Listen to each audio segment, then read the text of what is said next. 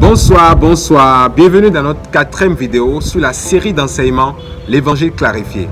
Aujourd'hui, nous allons parler de l'Évangile, qui est la bonne nouvelle.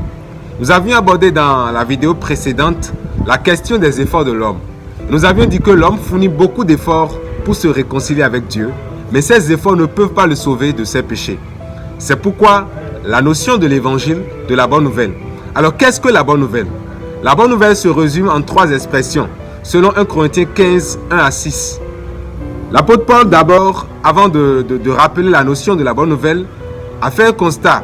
Parce que c'est lui qui était la première personne à annoncer l'évangile à l'église de Corinthe. Et il a passé près d'un an pour évangéliser et 1 an et demi pour former les leaders. Et après son départ, lorsqu'il est parti en prison, il a constaté qu'il y avait des faux docteurs qui étaient venus troquer, qui étaient venus enseigner de fausses doctrines concernant l'évangile. Et c'est pourquoi il a rappelé l'évangile. C'est très important de rappeler l'évangile. L'évangile, c'est, selon 1 Corinthiens 15, 1 à 6, Jésus-Christ est mort pour nos péchés, selon les Écritures. Il a été enseveli et le 3e jour, il est ressuscité.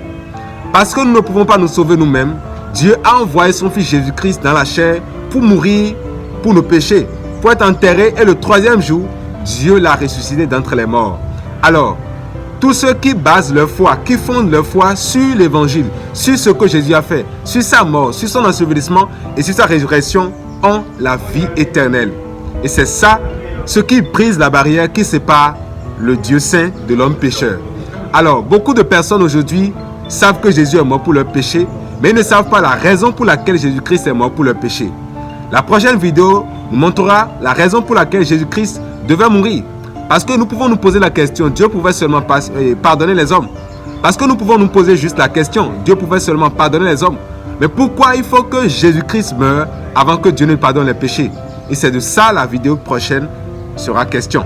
Que Dieu vous bénisse. Je vous prie de partager cette vidéo afin que le plus grand nombre soit sauvé. Alléluia. Ciao. Bon.